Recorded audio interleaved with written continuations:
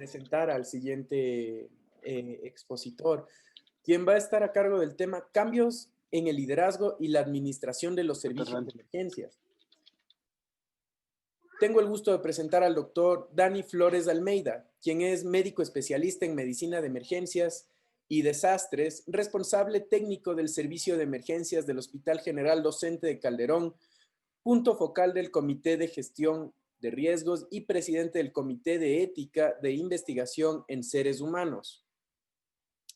Certificación internacional del curso ENLS, certificación internacional de proveedor de CPR, A&D, First Aid, Infant, Children, Adult, es proveedor certificado de BLS, ACLS, PALS, es ex coordinador del posgrado de Medicina de Emergencia y Desastres de la Universidad Central del Ecuador y tiene publicaciones como autor de varios artículos científicos en revistas indexadas. Doctor Dani Flores, en este momento usted ya puede compartir su pantalla y habilitar su micrófono para su presentación.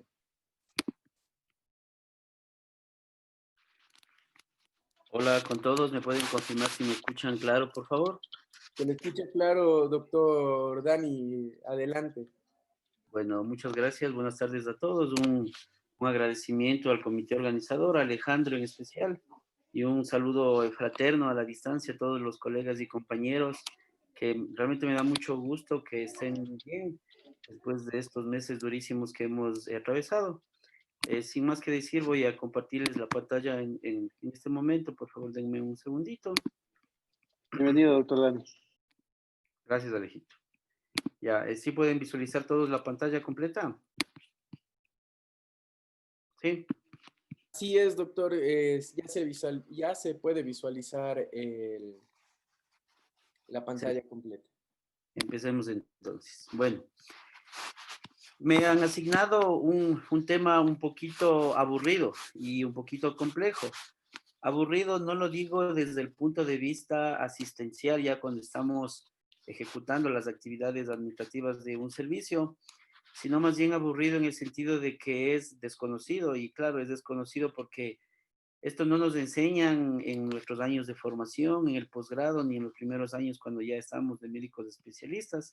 Sin embargo, el médico en sí, además de ser asistencial y evidentemente ser docente, debe ser también un gestor. Y pienso que una de las especialidades que más gestión hace es la medicina de emergencias y desastres. Ya vamos a ver en las diapositivas del porqué y sobre todo basándonos en un sinnúmero de referencias bibliográficas igual o más en relación a la evidencia médica como tal. Entonces vamos a hablar básicamente de lo que es el liderazgo y la administración de los servicios de emergencia, intentando procurar en estos 45 minutos que tengo calculado demorarme, ya he colocado el cronómetro, abordar los de tópicos más importantes, porque el tiempo es insuficiente. Sin embargo, pienso que hay algunas cosas importantes que decir. Entonces, en primer lugar, si no comprendemos bien lo que es la dimensión de lo que representa el servicio de emergencias, no vamos a tener muy claro dónde estamos parados y qué es lo que tenemos que hacer, ¿sí? Entonces, realmente un servicio de emergencias en donde probablemente nosotros le visualizamos como otra unidad de producción más, así como medicina interna, como cirugía general, o en el caso de nuestro hospital, como la incorporación de varias especialidades en una sola fin, que es áreas clínicas o áreas quirúrgicas, pues simplemente diríamos que es un servicio más. Y no, estimados compañeros, definitivamente no es así, porque la experiencia, no solo la personal, sino la de años, nos ha demostrado que básicamente administrar un servicio de emergencias es casi el equivalente a administrar un hospital. Administrar un hospital en el sentido de varios factores que se le parecen a un hospital. En primer lugar, porque en el servicio de emergencias, así como en los hospitales, muchas de las ocasiones estamos obligados a tomar decisiones, y no cualquier decisión. Son realmente decisiones críticas en donde nuestro principal enemigo es el tiempo.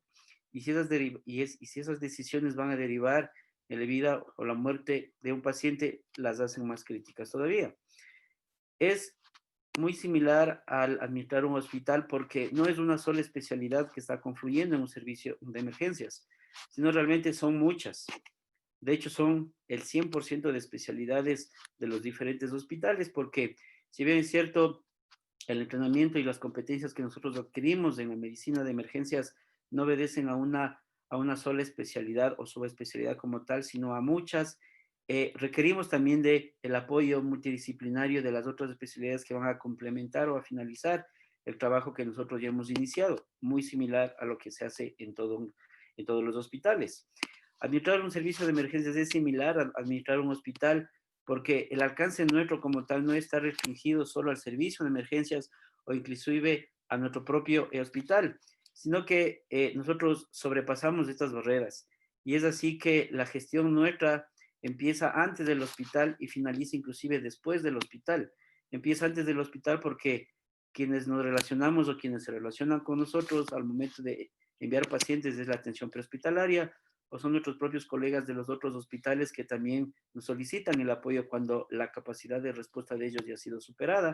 Y de la misma manera, cuando nosotros ya hemos definido un destino definitivo del paciente, el mismo que no puede ser satisfecho o alcanzado en nuestros hospitales, debemos enviarlos a otros hospitales y nosotros somos gestores de todas esas acciones. Y además porque nuestro título lo dice que nosotros no hacemos solo medicina de emergencias, más allá del carácter multidisciplinario que les acabo de decir, sino porque nosotros hacemos gestión de riesgos y desastres. Y qué mejor muestra que lo que estamos viviendo y ya vivimos en los meses anteriores en relación al SARS-CoV-2, en donde la primera línea de atención fue la medicina de emergencias y sigue siendo. Es verdad que muchas áreas hospitalarias nos apoyan, algunos rápido, otros no tan rápido, y sin embargo nosotros seguimos siendo de la primera línea. Entonces miren que realmente administrar un servicio de emergencias va de la mano de la administración completa de un hospital y eso significa que debemos saber mucha gestión en relación a lo que se debe hacer en el servicio y también en relación a lo que se debe hacer en el hospital como tal. Dicho esto, yo les he traído aquí una referencia. Los que hacemos medicina de emergencia nos ceñimos a algunas recomendaciones y una de ellas, que es básicamente la Biblia nuestra, es la del Colegio Americano de Medicina de Emergencias, donde realmente son una institución muy reconocida a nivel mundial y ellos investigan mucho y escriben mucho y en este tema de administración realmente son un referente. Entonces yo lo que les he traído aquí es una citación de el compendio de lo que indica el Colegio Americano de Medicina de Emergencias en relación a la planificación de un servicio de emergencias y a las guías de identificar los recursos que necesitamos cuando vamos a administrar un servicio de emergencias. Y si bien es cierto, ustedes en la diapositiva ahí pueden ver que hay varios elementos en relación a las responsabilidades o a las expectativas públicas o inclusive hasta privadas. Hay varios elementos que les deben identificar, dejando de lado la administración porque nos vamos a enfocar en eso, en relación al recurso que ustedes necesitan, recurso humano que es muy valioso, a las facilidades que puedan dar o necesitar, al equipamiento que es algo crítico, y no solo esto, sino inclusive hasta a ciertos recursos que están relacionados directamente al tratamiento ya de las enfermedades y otros tipos de apoyos. Definir de manera importante lo que es la relación y las responsabilidades. Sin embargo, miren que del sinnúmero de recursos que tenemos nosotros aquí está la administración. Entonces uno diría, claro, es un elemento muy pequeño, tal vez no es tan importante versus el dar la atención a los pacientes, que es lo que nos enseñaron, es lo que nos formaron y es lo que hacemos durante los 3 o 4 años del posgrado y después empezamos a hacer ya como médicos especialistas en la formación. Sin embargo, realmente un servicio de emergencias funciona cuando todos estos elementos están interactuando entre sí. No es solo la administración, no es solo la parte asistencial, no es solo la responsabilidad de los recursos físicos humanos, sino es la interacción de todos, que realmente empezamos a identificar, no solo cuando ya estamos bajo la responsabilidad de un servicio, sino cuando al menos en la gestión pública nos damos cuenta que tenemos un regulador, un ente, que es la salud pública, y muchas de las decisiones que tomamos, más allá de las mejores referencias internacionales que podamos tener, están atadas a la salud pública. Y por lo tanto, debemos nosotros intentar encajar en un elemento aprendido en el posgrado o hecho en la privada versus el ente regulador como tal, que es la salud pública. Entonces, ¿de qué forma nosotros administramos un servicio de emergencias? El Colegio Americano de Medicina de Emergencias eh, hace la descripción de varios elementos. Realmente son más elementos de los que aparecen en la pantalla, sin embargo yo les he fusionado porque he notado algún grado de afinidad. Y el administrar la emergencia arranca de un plan, pero arranca de un plan que no está relacionado únicamente al servicio de emergencias como tal, sino a todo el hospital. Si el plan de emergencias no se vincula a las diferentes unidades de producción asistenciales y administrativas del hospital, el plan no va a alcanzar los objetivos planteados. Obviamente el plan debe estar anclado a la existencia y si no, hay que generarlas de políticas, de procedimientos que no únicamente deben ser internas, es decir, inherentes a lo que se hace o deja de hacer en el hospital donde ustedes trabajen, sino adicionalmente a las leyes y regulaciones que infieren directamente. En nuestro caso específico, el Ministerio de Salud Pública. Es importantísimo que en este plan estén identificadas las funciones y las responsabilidades de los actores. Y los actores en un servicio de emergencias, en un sistema de salud, no es solo el médico, ¿sí? La gente que hace guardias va a dar más razón de esto, de que efectivamente el equipo de salud, el equipo de la guardia es quien saca adelante la guardia. Y de la misma manera, el equipo administrativo, el equipo de gestión saca adelante las adquisiciones o las compras del hospital. Entonces, todas estas funciones y responsabilidades deben estar establecidas, socializadas, entendidas y después supervisadas de que se ejecuten. Y recuerden que la existencia o la disponibilidad de los recursos es muy dinámico. Entonces, en ciertas ocasiones va a haber gente que entra y va a haber gente que salga y a veces cuando hay gente que entra, no nos preocupamos de las inducciones o de la orientación que debemos darnos a estas personas porque debemos darles el mismo nivel de conocimiento que tenemos nosotros y así vamos a garantizar el cumplimiento de los objetivos. La educación médica continua es una cosa muy importantísima que los que somos médicos sí sabemos, la medicina es muy dinámica y a diario cambia, y por lo tanto implica que nosotros debemos estar formados a diario también en las constantes actualizaciones que surgen. Y una cosa que es muy importante y que no somos muy expertos realmente ya en la parte asistencial como tal, es el tema de los registros médicos y de la entrega de información. Varios de estos tópicos vamos a ir desarrollando en las siguientes diapositivas, enfatizando, como les había dicho, en aquellos que son más relevantes, ¿sí? Entonces aquí la pregunta es, ya hemos identificado todos los elementos, pero ¿de qué forma nosotros podemos implementar todos estos elementos y garantizar que la administración de la emergencia sea de lo más idóneo? Hay una referencia que salió en agosto del 2020, que es de la medicina de emergencia de las clínicas de Norteamérica, que no sé si ustedes lo conocen, si no lo tienen gustoso le puedo hacer llegar a Alejandro para que les envíe a todos, pero realmente es un artículo espectacular. No es un artículo, realmente es un suplemento en donde se abordan todas las cosas relacionadas a la administración del servicio de emergencias. Entonces, en ese documento y en el intento de implementar lo que les acabo de comentar, hay varios elementos que ustedes deben considerar a lo que ya van a ejecutar los planes, a implementar las políticas, a definir las funciones, a hacer las inducciones de personal nuevo, etcétera, etcétera. Y estos elementos es, en primer lugar, identificar cuáles son los conceptos fundamentales relacionados a la medicina de emergencia.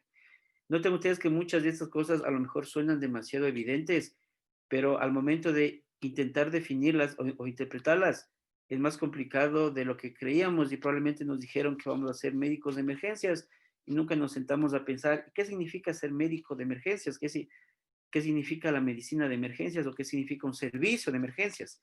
Entonces son conceptos fundamentales que si no están claro, el plan y la implementación de este plan no va a ser muy exitosa. En esto hay que identificar ciertos nudos críticos y nudos críticos los tenemos a diario, en la actividad diaria, en la práctica diaria, asistencial o administrativa, existen los nudos críticos, sin embargo, unos son más importantes que otros o más críticos que otros y son los primeros que tenemos que atacar o mitigar. Es importante saber que existen varios modelos para implementar estructural y funcionalmente un servicio de emergencias. Y obviamente uno debe adaptar en base a lo que ya ha hecho previamente, a la planificación o a la infraestructura que ustedes tengan. Sin embargo, hay que saber articular muy bien los diferentes elementos que ustedes tienen. Vamos a hablar también de esto más adelante. Una cosa que no siempre lo hacemos, más en épocas de pandemia, cuando estamos intentando salir del diario vivir o que los pacientes reciban la mejor atención posible, es lo relacionado a la retroalimentación que debemos hacer a nuestro personal, no solo desde el punto de vista asistencial, sino desde muchos otros que ya vamos a ver, y obviamente el bienestar del recurso humano, porque si no garantizamos esto, el ausentismo realmente es un duro golpe a las actividades diarias que nosotros hacemos. Los últimos dos, si bien es cierto, están en el final, pero no son menos importantes, realmente son indicadores de producción y de desempeño y la mejora continua, que estoy seguro que en las siguientes conferencias van a profundizar mucho en esto. Sin embargo, los he citado porque también son elementos muy importantes, ¿sí? Nos vamos a enfocar en los 4 primeros que están ahí resaltados y que yo espero que realmente les sirva mucho cuando ustedes ya al frente de sus unidades, si es que no lo han hecho, pues lo puedan considerar, y si es que lo ha considerado, pues qué bien. En primer lugar, los conceptos fundamentales. Esto es algo que está escrito en el compendio actualizado del 2020 del Colegio Americano de Medicina de Emergencias. Y la primera cosa es la definición de servicio de emergencias. No sé si a ustedes les ocurrió lo mismo que a mí, pero realmente cuando uno lee esto la primera vez, no es de posgradista, es cuando ya es tratante. Y después de que ya han pasado varios años de especialidad, uno se da cuenta a qué se metió. Obviamente no porque esté repetido, sino porque esto es lo primero que deberían indicar a los médicos de formación. Dese cuenta a qué se mete usted, a que lo afronte con valor, gallardía y lo saque adelante, porque esto es lo que hay que defender. Entonces, básicamente, el Colegio Americano de Medicina de Emergencias, lo que nos indica en esta definición, y es lo que más yo resalto, es que el servicio de emergencias es como cualquier otra especialidad o como cualquier otro servicio. Sin embargo, la característica fundamental es que debe estar en la capacidad de evaluar y de tratar cualquier condición médica. En la primera diapositiva, cuando comparábamos el administrar un servicio y administrar un hospital, yo les indicaba justamente el carácter multidisciplinario del servicio de emergencias o de la medicina de emergencias, y justamente esa es una característica que es muy propia de nuestra especialidad, porque nosotros vemos y manejamos patologías clínicas, de quirúrgicas, de adultos, de niños, de embarazadas, etc.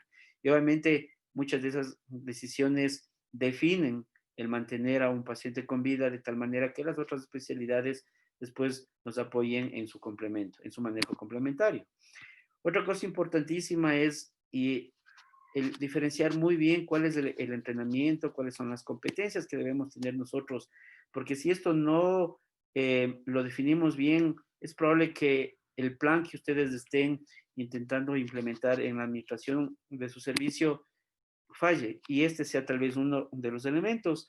Entonces, básicamente, las competencias de un médico emergenciólogo son iguales que cualquier otro especialista, pero especialista certificado. Y detrás de esta palabra de certificado hay, hay mucho conocimiento, hay mucho camino andado, hay muchos libros leídos, hay mucha práctica realizada, porque esto es lo que nos pone a la par de las otras especialidades.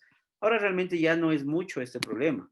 Más bien cuando recién empezaba la especialidad o cuando recién empezábamos a defender los servicios de emergencia, había mucha oposición porque no nos consideraban como especialistas como tal, pero obviamente las cosas caen por su peso y ahora eso ya está bastante bien, ¿sí? Sin embargo, es importante que también lo noten. Y de hecho, entre las competencias del médico de emergencias hay varios parámetros. La evaluación del paciente, los hallazgos, el examen físico, el saber justificar la solicitud de un examen, el saber interpretar el resultado sin necesariamente ver el criterio del médico especialista que ha interpretado también dicho examen, el saber tomar una decisión del examen que estamos nosotros solicitando, porque si no, no estaría justificada el haberlo solicitado, el tener un amplio rango de destrezas que nosotros podamos hacer y que básicamente nos da la posibilidad de dar el abordaje y la atención a diferentes tipos de intervenciones en diferentes tipos de pacientes y con diferentes tipos de complejidades. Entonces, esto debe estar muy claro en el personal que les vaya a ustedes a implementar el plan que estén intentando ejecutar. Y miren que una cosa que es muy importantísima es el modelo de práctica clínica de medicina de emergencias. así como muchas especialidades también lo tienen, el modelo de práctica de la medicina de emergencias también debe estar muy claramente identificado. Y básicamente en este modelo hay tres elementos. El primer elemento es básicamente, está en relación a la valoración de la agudeza del paciente, es decir, a qué tan severo es, si es crítico, si es emergente, si es urgente o si es de baja de complejidad, porque un dolor torácico, el mismo motivo de consulta puede estar existente en cualquiera de los tres escenarios que les acabo de plantear, y sin embargo el abordaje, la prioridad, el diagnóstico y el destino final no va a ser el mismo, ¿sí? Es importante que nosotros estemos entrenados en saber administrar o en proveer un adecuado manejo y cuidado desde el punto de vista de emergencias, y esto implica un buen nivel de conocimiento, de saber hacer ciertos procedimientos, muchos de los cuales son invasivos y por lo tanto son de una elevado nivel de complejidad. Aquí está simplemente ejemplificado el modelo de práctica clínica. Así rápidamente, ustedes lo que pueden ver aquí son los diferentes parámetros que implica la medicina de emergencias en su modelo de práctica clínica. Es decir, dicho de otra forma, lo que el médico de emergencias debe saber hacer. Miren que es un cuidado que empieza a nivel de antes de la llegada de los pacientes, ¿sí? En la atención prehospitalaria, la estabilización, realización de un examen adecuado, factores se pueden modificar, etcétera, etcétera. Y los diferentes escenarios que ustedes pueden tener en estos dos ejemplos que están aquí, hasta definir el destino final del paciente y su pronóstico, nosotros debemos encajarle en la agudeza del paciente, que es lo que les estaba indicando en la diapositiva anterior, es decir, definir si esa estabilización corresponde a un paciente en estado crítico, a un paciente en estado emergente o a aquellos que son de baja complejidad. Y es algo que nos ocurre sobre todo muchísimo en los hospitales de segundo nivel, porque atrás de nosotros está el primer nivel, que es de donde nos mandan muchos pacientes, y muchos de estos pacientes no están encajados en la razón de ser realmente de un servicio de emergencias, que es el manejo crítico o emergente, sino muchos vienen en un bajo nivel de complejidad. Sin embargo, eso también es competencia del médico de emergencias, de la medicina de emergencias, del servicio de emergencias, porque el saber discriminar entre un paciente crítico y un no crítico implica también mucha destreza, mucho entrenamiento y mucho nivel de conocimiento, ¿sí? Esos son conceptos fundamentales que debe estar claro en su equipo de trabajo, en ustedes mismos que son líderes de sus servicios, y así inclusive van a poder difundir. Aquí les voy a hablar de algunos nudos críticos que nos afectan muchísimo, y uno de ellos es el crowding, que es básicamente la manera en la que la sobredemanda de los pacientes en los servicios de emergencia superan los recursos disponibles, y esto lo que hace es que la estancia de los pacientes en los servicios de emergencia sea mucho más prolongada, y si eso sumamos a la saturación de las otras áreas de hospitalización, pues obviamente la emergencia siempre pasa llena. Esto pienso que no ha cambiado, es muy difícil que cambie, no cambiará nunca. Así nos formamos y así deberemos nosotros sacar adelante el servicio. Y claro, hay épocas en las que esto puede aumentar muchísimo más, como lo que nosotros vivimos recién en la época de la pandemia. Y no hay una sola guardia en la que el servicio no se sature y esto genere una estancia que es prolongada. Es un nudo crítico más allá del carácter asistencial, porque aquí es en donde viene la buena o mala relación en las otras especialidades, la buena o mala relación en los escenarios previos al hospital, ¿sí? Y también después de que nosotros hemos definido ya el destino de los pacientes, porque si no sabemos gestionar bien todos estos elementos que les acabo de indicar, el servicio de emergencias siempre va a estar saturado y ahí vamos a tener serios problemas. En esta gráfica se identifica un sistema estándar de cuidado agudo, es decir, este es el servicio de emergencias donde ustedes trabajan. Y es importantísimo que ustedes identifiquen aquí los diferentes elementos, porque debemos ver dónde vamos nosotros a implementar o a maximizar la gestión con el objetivo de disminuir la saturación de los servicios. Aquí ustedes pueden ver que tenemos de tres elementos. Las entradas, que es básicamente la demanda de atenciones en los servicios de emergencia. Aquí es la atención como tal, las actividades asistenciales que ustedes hacen con su equipo de salud. Y aquí están las salidas, es decir, he definido ya el destino del paciente y a dónde debe irse.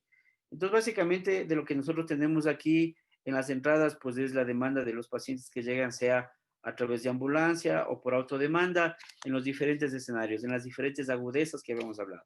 De cuidado emergente, pacientes que son urgentes o de baja complejidad. Entonces el tema es que llegan estos pacientes a nuestro servicio de emergencia y nosotros ¿qué tenemos?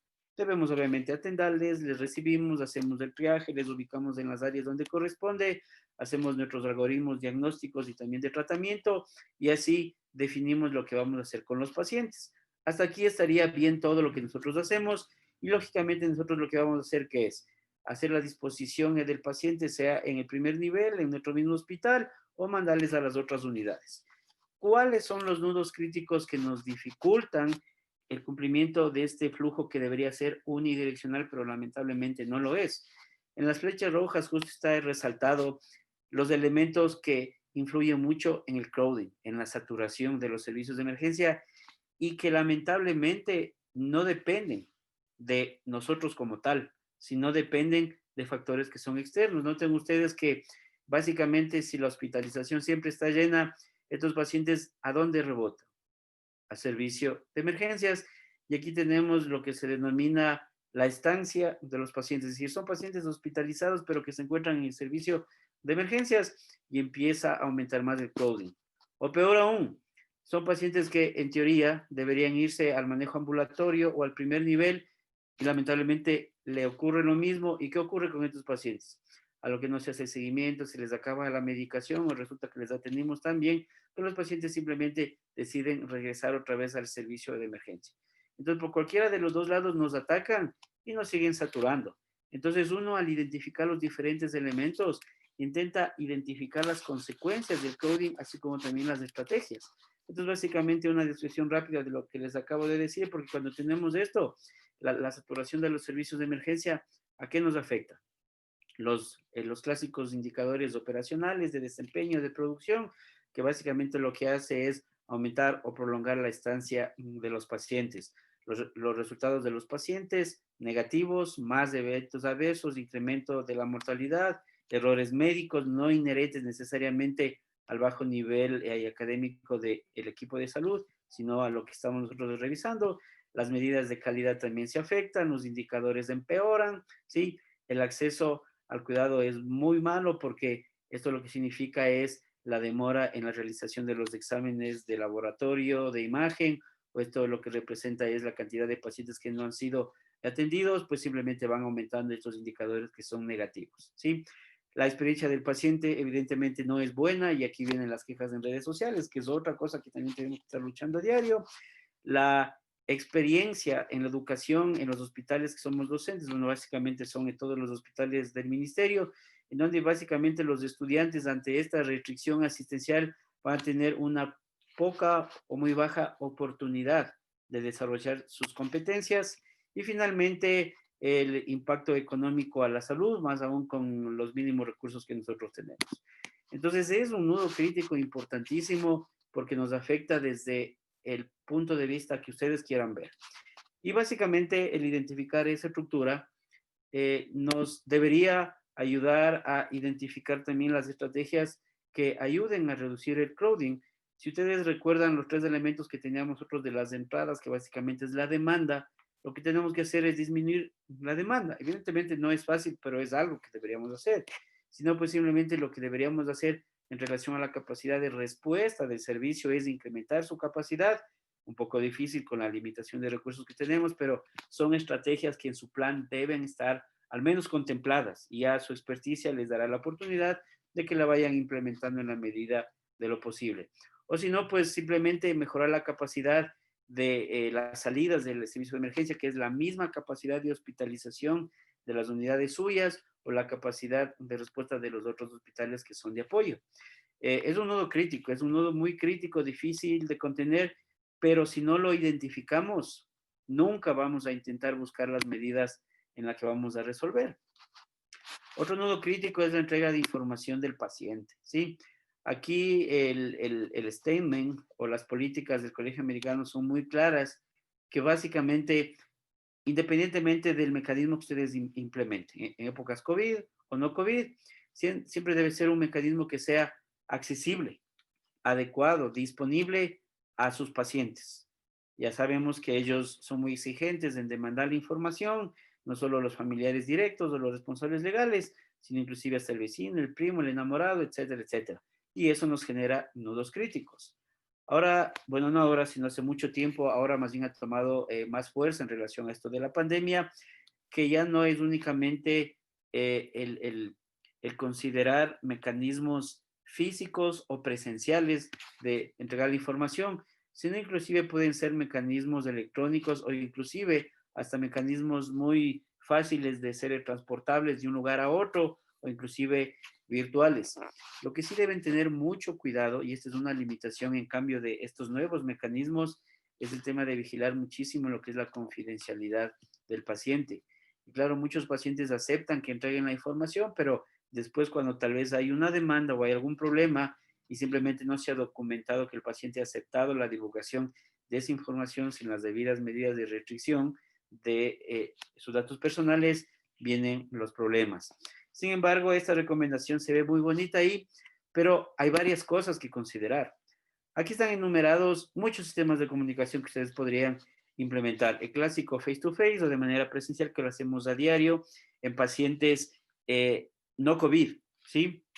O a través del teléfono. Esto realmente es un dolor de cabeza más que un mecanismo adecuado. Sin embargo, está descrito o da la comunicación mediante algún tipo de cartilla que se puede escribir o que se le pueda leer al paciente dependiendo de las limitaciones y la dinámica de esto, o a través de pizarras. Los exámenes de laboratorio ahora se mandan de forma virtual y en fin, hay muchos otros. Entonces aquí la pregunta es, ¿y cuál ustedes deberían implementar en sus unidades? Aún así estén en una misma unidad, en un mismo servicio de emergencias. No depende solo de eso.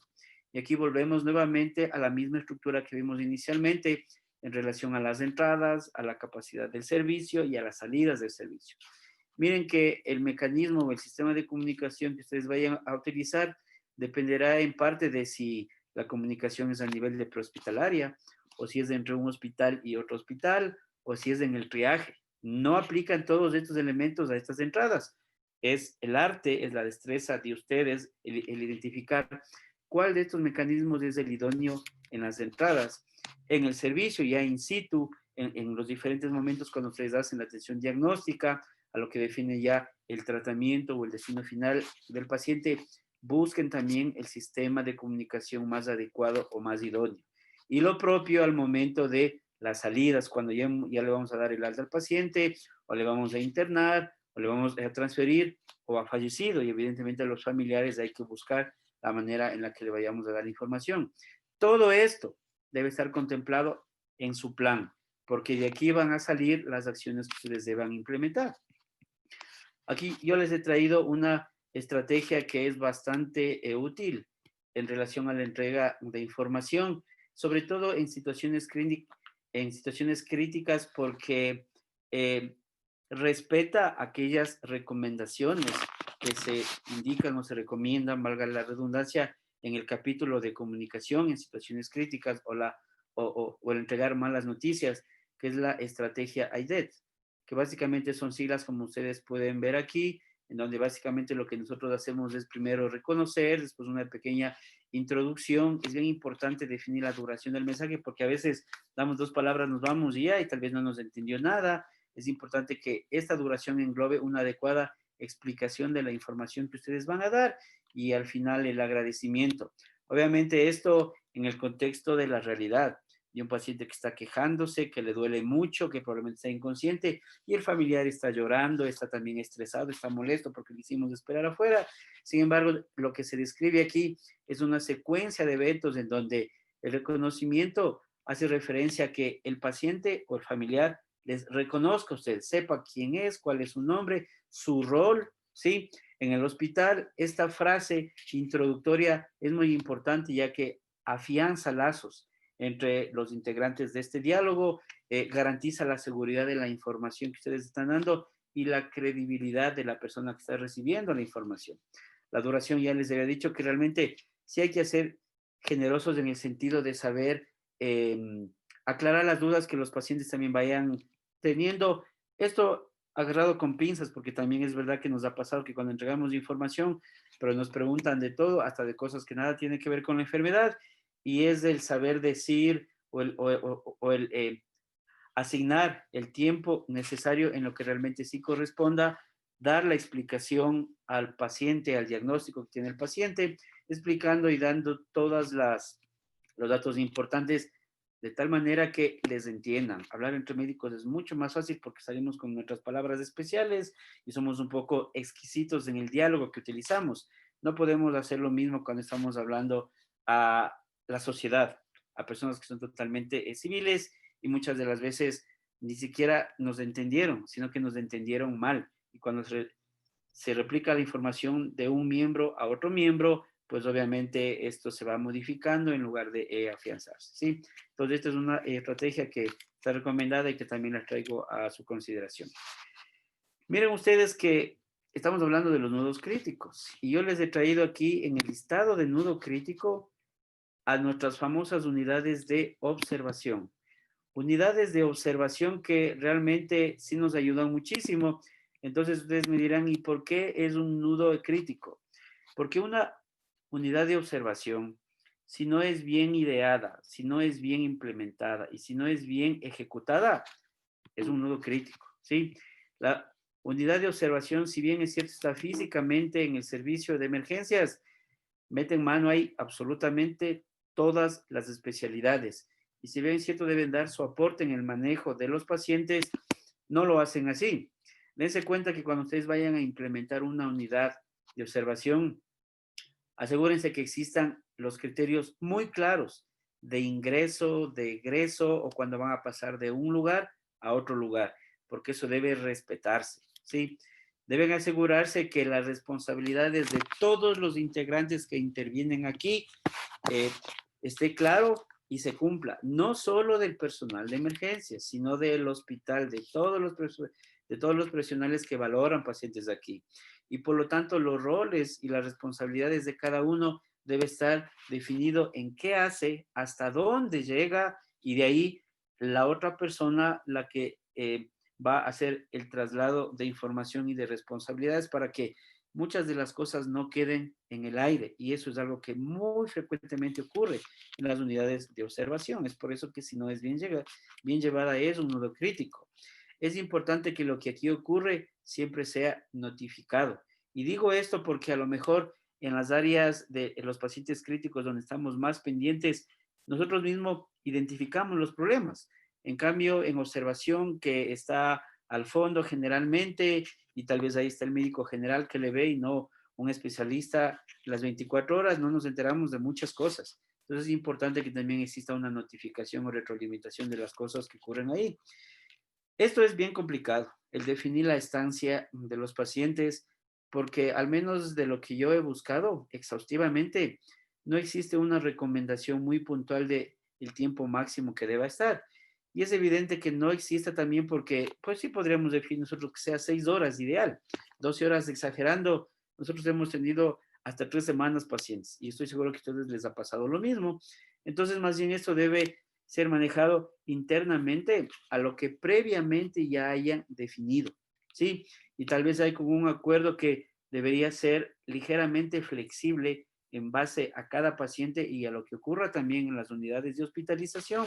Aquí probablemente se pueda llegar a algún tipo de acuerdo, a lo mejor no en el 100% de los pacientes, pero sí en la mayoría o en los casos más críticos. Y la unidad de observación no es una unidad ajena al servicio de emergencias, es una unidad muy inherente, inmersa, implícita en el servicio de emergencias y por lo tanto debe también mantener las mismas medidas de calidad que el servicio de emergencia, evidentemente ajustadas a las características de los pacientes y a las funciones que se cumplen aquí, ¿sí? Aquí simplemente se detalla los pacientes que deberían ir a las unidades de observación. Obviamente esto ya en negociación de lo que les acabo de decir con las otras unidades. Otra cosa que es bien importante es la calidad de la atención en el servicio de emergencias. La recomendación del artículo o de las guías que les hacía yo de referencia, básicamente se enfoca a 6 puntos muy críticos. En primer lugar es la seguridad, no hacer más daño, ¿sí? El saber muy bien lo que le va a ayudar al paciente y que eso que estamos intentando ayudarle no le ocasione más daño. En segundo lugar es la efectividad. Es decir, que los servicios que nosotros estamos dando vayan de la mano del conocimiento científico, de las reglamentaciones, de las regulaciones, de lo que exista. Entiendo que eso también va de la mano de la disponibilidad de los recursos que podamos tener y es por eso que deben engranarse todos los elementos posibles. El 100% de decisiones desde el punto de vista asistencial están alrededor del paciente. Lo que hago, lo que decido, lo que dejo de hacer, deben estar enfocadas a atender la preferencia, las necesidades, los valores, los principios de los pacientes. Verán que digo desde el punto de vista asistencial porque el rostro administrativo debe ver otras cosas adicionales a lo que solo el paciente como unidades necesita. El tiempo es un enemigo crítico en los servicios de emergencia, no solo porque frente a situaciones críticas hay que tomar decisiones rápidas y muy acertadas, sino porque el crowding y la saturación de los servicios de emergencia no lo permite. Y si aquí nombramos limitación de los recursos, pues es mucho más difícil. Sin embargo, es una cosa que al menos hay que medirla y en lo que sea posible hay que intentar reducir los tiempos, ¿sí? La eficiencia es sobre todo evitando el gasto. Imagínense que no tenemos recursos y encima lo que pedimos se ha calculado mal y tal vez hay sobras. Entonces, obviamente, esto es muy dañino y esto es otro indicador de calidad que ustedes también deben vigilar. Y deben vigilarlo a diario, porque a diario pedimos cosas, a diario usamos cosas y a diario desgastamos cosas, ¿sí? Y otra cosa que obviamente es hasta de carácter legal es la equidad sin ningún tipo de distinción. Aún así, si tenga ahí es del paciente, hay que atender, ¿ya? Entonces aquí la pregunta es de qué manera yo puedo medir la generación de productos del servicio. Hay medidas de estándar que ya las sabemos nosotros, ¿sí? De forma general, como el número de pacientes atendidos en una hora, que este es un clásico, ¿ya? Que no necesariamente se enfoca a la realidad de emergencias, ya que nuestros pacientes no están en relación a la cantidad del paciente, sino es a su calidad, refiriéndome con calidad a la complejidad del paciente. Yo puedo ver un paciente en 3 horas, pero si ese paciente es crítico y en 3 horas le estabilicé y le salvé la vida, eso es 100% de productividad de ese paciente. Lamentablemente, como el número final es 1, no muchos lo entienden. Nosotros sí. Los que miden o los que reciben esos resultados no necesariamente lo entienden, pero evidentemente nosotros debemos hacerles entender. La satisfacción del usuario, ahora más que nunca los usuarios son más exigentes, pero no entienden que ellos también tienen un rol de responsabilidad, ¿sí? Porque la salud pública no es solo del equipo sanitario, sino también de la comunidad. Y el medir la satisfacción del usuario es muy complicado porque no sé lo que debo medir, no sé en qué momento debo medir, no sé quién debe medir, ¿sí? A lo mejor yo podría inducir las preguntas a beneficio mío, eso no estaría bien. Sin embargo, si las preguntas también están en relación a situaciones alejadas a la realidad, nos afecta también. Entonces, esto debe ser hecho muy bien, pero debe ser medido. La estancia de los pacientes, que de cierta forma va de la mano con la medición de los tiempos y los clásicos indicadores de desempeño que ya verán en las siguientes conferencias, estoy seguro. Ahora, miren ustedes, aquí está descrito las diferentes cosas que podríamos medir en relación al abandono de los pacientes porque no fueron vistos, porque les toca esperar, sobre todo si son pacientes ambulatorios o los pacientes que no desean el tratamiento porque hay que operarles, hay que transferirles, pues simplemente solicitan el alta. Muchos indicadores de triaje, sobre todo en relación a los tiempos o a las severidades de los mismos, el movimiento interno ya de los pacientes desde el triaje hasta el contacto con el médico, hasta la solicitud de los exámenes, hasta la decisión de hospitalización, lo propio con exámenes, etcétera, etcétera. Sin embargo, no son solo indicadores relacionados a la atención de los pacientes, sino también, por ejemplo, al último que está aquí, al impacto del staff, ¿sí?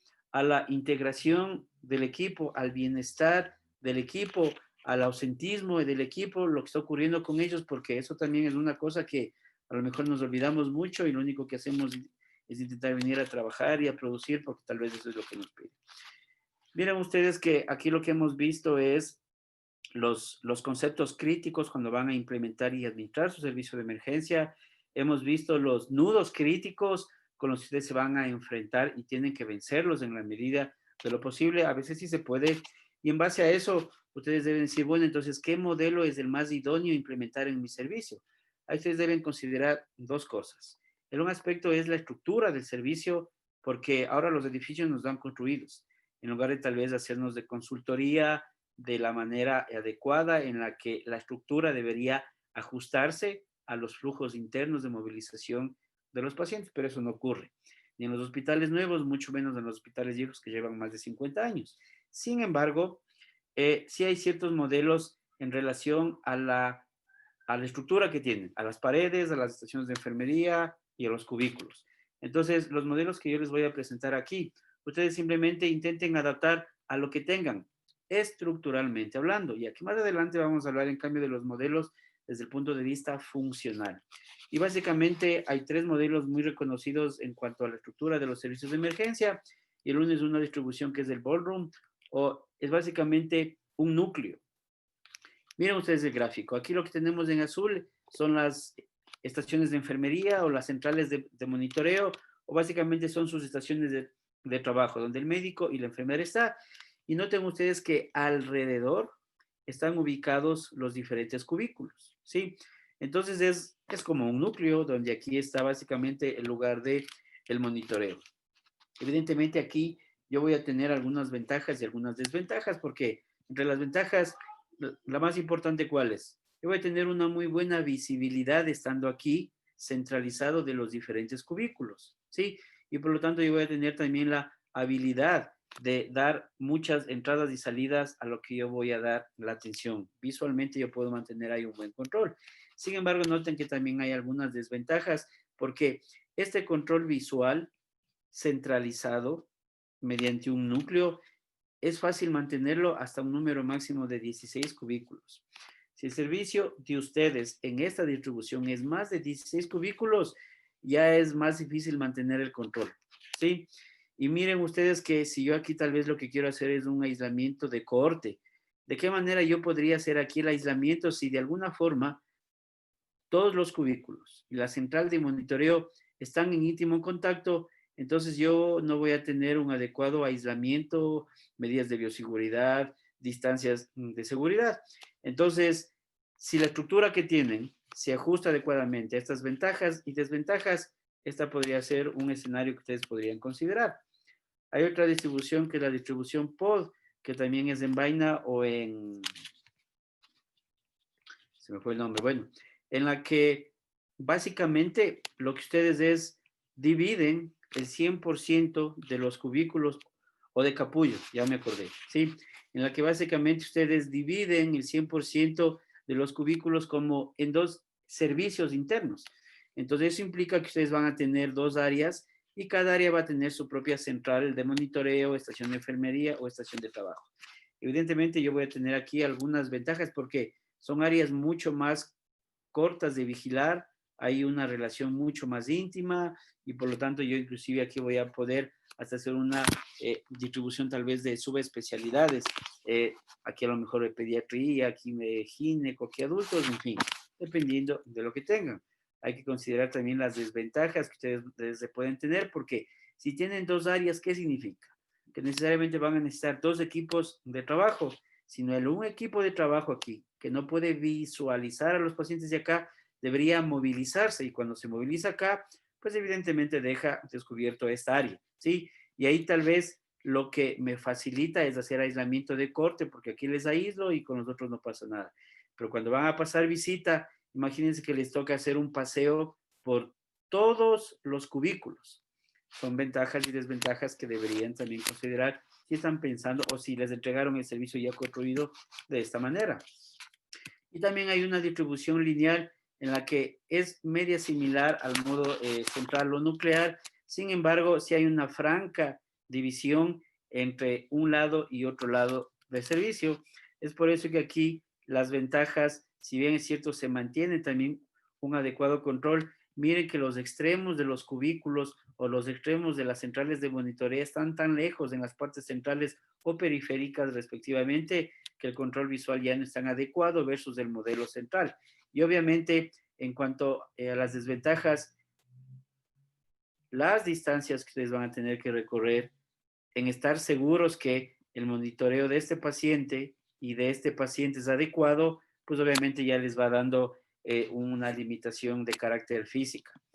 ¿Qué modelo estructural adoptar? El nombre lo dice, desde el punto de vista estructural dependerá de la infraestructura que ustedes tengan. Evidentemente, si pueden hacer alguna modificación, lo harán, pero eso es lo que existe. Ahora, en cuanto a los modelos funcionales, esto no necesariamente va de la mano de la estructura, sino de los flujos que ustedes estén implementando. Y aquí 5 básicamente... minutos, doctor Dani. Sí, y aquí básicamente son dos flujos. El uno es el modelo que es el tradicional, en donde los elementos que deben considerar son las acciones que ustedes van a hacer, el lugar y el tiempo. Miren que lo lógico que es que llegue el paciente, luego va la enfermera y la tría o el médico, él toma las decisiones, luego definen el destino y aquí están las acciones, aquí están los lugares donde se dan y aquí está la línea de el tiempo. Noten ustedes que estos asteriscos lo que representa es el paso de un paciente de un área a otra área y a otra área. Pero noten ustedes que estas actividades son consecutivas, no son simultáneas. Ahora lo que se promueve es un nuevo modelo donde los eventos son paralelos. Noten ustedes que esta línea de los espacios es la misma porque no estamos cambiando la estructura. Los modelos funcionales no están sujetos a la estructura, lo cual es muy bueno. Pero noten ustedes que en el mismo lugar, mientras el paciente llega, ya le evalúa el proveedor, inclusive si es necesario empieza ya a tomar las decisiones de los exámenes y mientras ya hizo varias actividades en el mismo lugar, después cuando va al otro espacio físico, muchas actividades ya avanzaron. Entonces, este ejercicio es el que ustedes deben hacer dependiendo de los flujos. Esto no está relacionado a la estructura. Esta es una propuesta muy interesante. Y ya finalmente faltan 2 diapositivas en relación a la retroalimentación que nosotros hacemos y al bienestar de nuestro personal que también debemos cuidarlo mucho. Esto es un artículo muy importante que se publicó en el New England, que es básicamente los resultados de un año de observación de diferentes servicios de diferentes hospitales a nivel mundial, donde ellos evaluaron a los funcionarios de cada servicio. Y básicamente ellos vieron la calidad de liderazgo y la calidad de retroalimentación de su líder a su equipo de trabajo. Y miren que los resultados no son muy alentadores. La mitad de los funcionarios dicen que sí, es un buen líder, es una buena respuesta y realmente la gestión de su líder es adecuada. Pero aquí lo preocupante es que este dato es muy crítico porque la mitad de veces no lo hace bien. Y esto lo que significa es que el involucramiento de la administración de los servicios de emergencia no es solo del líder, del jefe, del coordinador, es de todos. Evidentemente, el arte del coordinador es el saber involucrarles. Y el segundo dato importantísimo es que únicamente el 40% del equipo de trabajo, ellos creen que el líder les involucra en las decisiones. Pues es exactamente lo mismo. Si ustedes van a tomar una decisión, y más aún si el impacto de esa decisión es importante, no la tomen solo, ¿sí? Estas son recomendaciones que hace el Colegio Americano de Medicina de Emergencias en relación a garantizar el bienestar personal. Evidentemente, estas son recomendaciones, como ustedes pueden ver, del carácter netamente asistencial y que está en relación a hacer guardias nocturnas que sean muy aisladas o cortas, evitar largos periodos de guardias, o sea, guardias largas o de 24 horas, 12 horas mínimo, y que obviamente más bien lo largo sean los periodos de descanso. Esto ajustado a la demanda que tengan o a los recursos que tengan, ¿sí? Espero que con esto les haya yo brindado algunas herramientas para que cuando ustedes vayan a administrar los servicios de emergencia, lo hagan bien, no solo, sino acompañados tanto del recurso humano que tienen en la emergencia, así como también de su equipo administrativo en el nivel jerárquico superior. Y me despido dejándoles esta frase que realmente me pareció muy adecuada, que estas dos actividades van de la mano. La gestión es hacer las cosas bien y el liderazgo es hacer las cosas correctas, las que se necesitan en el servicio. Estas dos cosas deben mezclar o combinar ustedes, pero no solo, sino con su equipo de trabajo y vigilando los aspectos o los parámetros que les he traído aquí. Eso es todo y no sé si tienen alguna pregunta o les doy la palabra a los organizadores. Sí, muchísimas gracias, doctor Flores, por haberse dado cita el día de hoy, esta tarde, ya noche, y habernos acompañado para dilucidar un tema bastante árido y, como usted lo mencionó, un poco aburrido, entre comillas. Cabe decir que en algunas ocasiones, si no es que en todas, la gestión de los servicios de emergencia, la gestión en general, es vista como una actividad de segunda línea frente al proceso asistencial. Uno piensa que la guardia, como usted lo dijo, es la que saca adelante la emergencia. Sin embargo, la gestión es fundamental para poder mantener vivo el servicio. Desde esta perspectiva quisiera plantear algunas preguntas. ¿Cómo cree usted que se puede fortalecer la imagen o la presencia de la emergencia como proceso asistencial o como unidad de producción dentro de los establecimientos de salud? Ya. Ese es un derecho que hay que ganarse. A lo mejor lo que digo no es muy justo, pero es un derecho que hay que ganarse. Yo he notado con mucha gratitud que el trabajo de gestión asistencial inicial que hacemos los médicos de emergencia, ahora y hace algunos años, ya está siendo reconocido desde el punto de vista de gestión administrativo. Y eso realmente lo que representa es que de todas las especialidades, los que más nos vemos obligados a gestionar en la misma guardia, inclusive hasta muchas cosas administrativas, es el médico de emergencias. Y en el caso del hospital o de nuestra especialidad, el jefe de guardia como tal. Entonces, es un derecho que debe ser ganado porque cuando la gestión asistencial es buena, algo de administrativo debió haber hecho bien. Y eso replica en los indicadores de producción que reflejan la buena imagen del hospital, ¿sí? Es un derecho que debe ser ganado porque si no hacemos bien las cosas, en cambio vienen las quejas. Y evidentemente lo bueno es o mejorar la producción o al menos no escuchar quejas. Y eso replica en a lo mejor la felicitación al gerente, ¿sí? Sin embargo, ellos ya están regresando mucho a ver los ojos a las personas que están en áreas críticas o que están 24 horas pendiente de las actividades y están siendo considerados en estos puestos administrativos que no es ni siquiera porque sea concursado, sino porque, así como les digo, es un derecho ganado. Es por eso que el gestionar asistencialmente algo replica en una gestión administrativa. Y evidentemente, al revés, es exactamente lo mismo. Lo que se ve primero es lo asistencial y por lo tanto siempre que la gestión asistencial de ustedes sea buena, replicará después en la parte administrativa del servicio y del hospital. Ahí empieza todo. Muy bien. Ahora, nos quedaría a todos los que hacemos medicina de emergencia el poder identificar exactamente el mecanismo para poder gestionar este derecho, ¿no? Y ganarlo. Sin lugar a dudas, la especialidad ha ganado espacios que hasta hace unos años no tenía y eso se debe a la profesionalización y a la especialización que se ha logrado. Finalmente, la emergencia está llevada por emergenciólogos y eso es un acierto indiscutible. ¿Usted podría recomendar o dar alguna pauta para dar continuidad a los procesos de liderazgo? ¿Usted cree que estos procesos de liderazgo se ven afectados por cambios en cuanto a los líderes de los procesos de los servicios? Ya, miren, yo estoy seguro que ustedes han de haber notado que yo he insistido mucho en mi presentación en el tema de el planificar y va de la mano la planificación de los objetivos que se tengan. Entonces, ¿por qué es muy importante eso?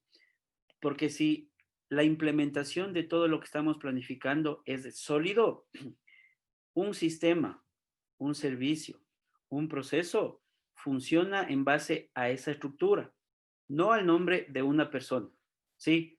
Del gerente, del director, del mismo líder del servicio de emergencias, sino es de una estructura. Ahora, una estructura no es como una estructura de un edificio que es estática y que no se mueve nunca. Las estructuras administrativas de procesos asistenciales son totalmente dinámicas, igual que la parte asistencial o las actividades asistenciales que hacemos. Es decir, que si hoy implementamos una estructura muy sólida y después el servicio crece, el hospital crece, hay recursos y nos compran más cosas, el modelo no puede seguir siendo el mismo, ¿sí? Debe ajustarse. ¿Y de qué forma se ajusta? Yo pienso que el involucramiento, la retroalimentación, el carácter multidisciplinario es lo que constantemente está alimentando a que estos procesos sean perfectibles, ¿sí? Es decir, son susceptibles y son sujetos de una modificación continua. Entonces, si la persona, si el proceso, mejor dicho, ahora implementado no debe ser porque una persona lo implementó, sino porque el equipo de trabajo de ese servicio lo implementó. De tal manera que cuando simplemente hagan el switch y las personas roten, van a seguir el mismo modelo o van a seguir la misma línea de objetivos.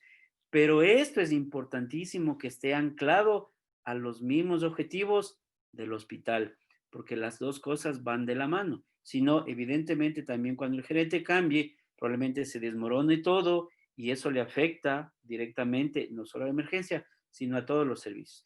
Entonces, en la implementación no es una persona, es un equipo. Y el equipo definirá la política que en base a la dinámica deberá irse ajustando. Siempre debe ir cambiando. Es por eso que en la mejora continua hay muchísimo que conversar y hay un ente súper importantísimo esto de la modificación de las estructuras y de los procesos.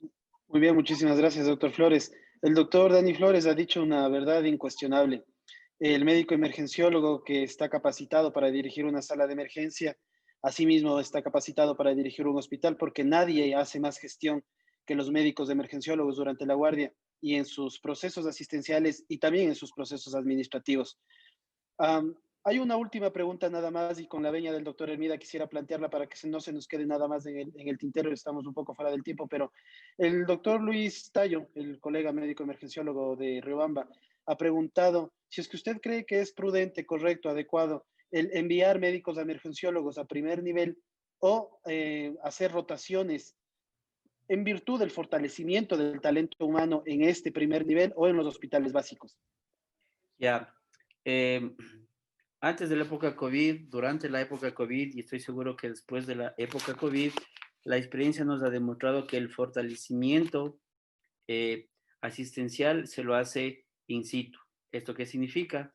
Si nosotros hablamos de medicina de emergencias, del fortalecimiento de la emergencia debe hacerse in situ y por lo tanto yo creería y yo recomendaría que es el primer nivel el que debe migrar al segundo nivel o a los servicios de emergencia fortalecidos para que ahí se fortalezcan, ahí ganen entrenamiento, destreza, sus competencias y muy bien entrenados retornen a sus unidades de primer nivel y van a darse cuenta que con la limitación de recursos que antes no hacían mayor cosa, ahora gracias al entrenamiento ganado van a poder hacer mucho más y gestionar también, ya que mucho de esto es gestión. Mi recomendación sería que el entrenamiento debe ser la migración de la gente de primer nivel a que se capacite en el segundo nivel.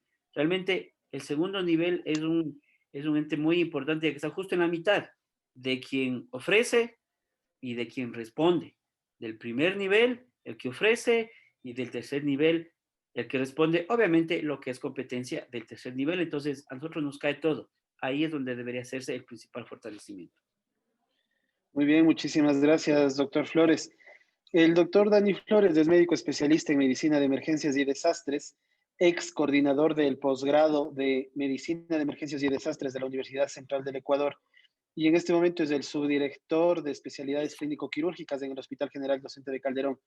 Además, tengo el gran honor de decir que fue mi profesor, fue mi maestro y he aprendido muchísimo, doctor Flores. Muchísimas gracias por la fe que aún tiene en nosotros, sus eternos estudiantes. Le mando un abrazo y le agradezco por su presencia y su colaboración esta noche. Gracias. Muchas gracias, igual la atención a todos y La fe en el equipo de trabajo no se la pierde nunca, se la mejora. Un abrazo.